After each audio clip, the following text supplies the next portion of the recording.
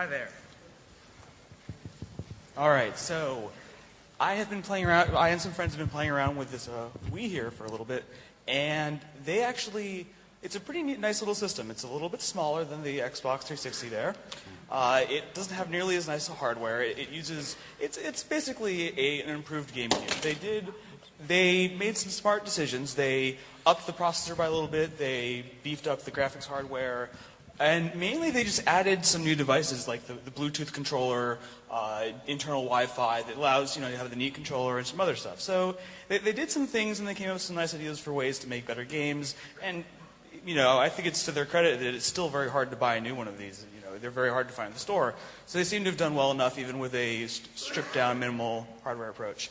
So one of the challenges they had in making this system work is that they wanted to preserve full backward compatibility with GameCube games, which on a superficial level is easy because it uses the same processor just a little bit faster.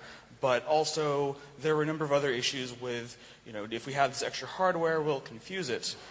So their solution to this was they, to step back a little bit. The processor used in both the GameCube and in the Wii is a modified, or almost off-the-shelf IBM PowerPC processor. The one in the Wii is called the Broadway. And next to it, it has an ATI-developed graphics chip, which they call the Hollywood. And that, it turns out, actually is a very interesting chip because it has what Nintendo refers to as an I/O processor bridge in it, but it's actually a full-fledged embedded ARM core that we've nicknamed the Starlet as part of Hollywood.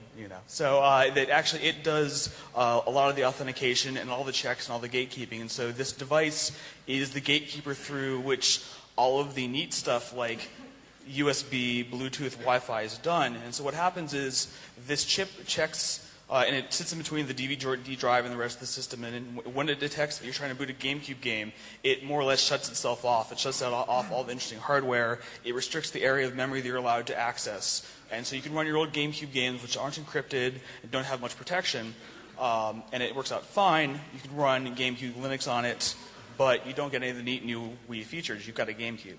So one of the things that they didn't do is they don't have this whole encrypted memory scheme.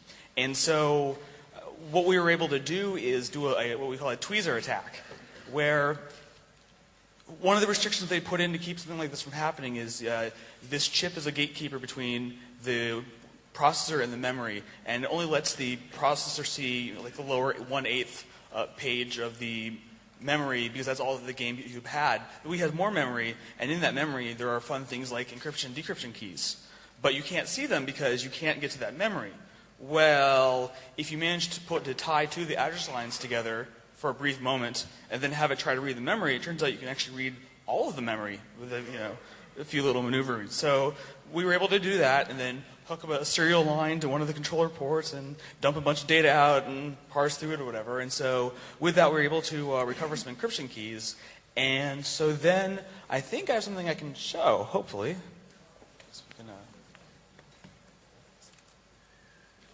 So this is hot off the presses. This first worked about an hour ago, so hopefully it'll still work.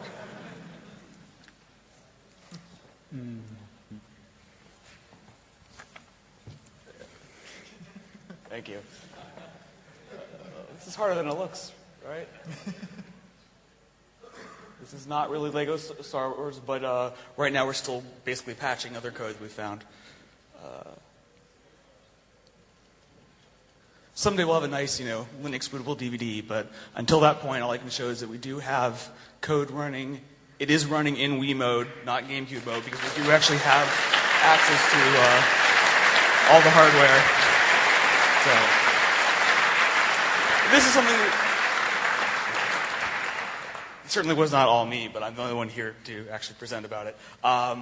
We hope to have a release sometime soon, but not yet. It's still very, very rough. Like I said, I don't even have any slides, so we didn't think it was going to work. But it did work the last minute, so we thought we'd stand up and show you this is what happens if you don't have encrypted memory. So.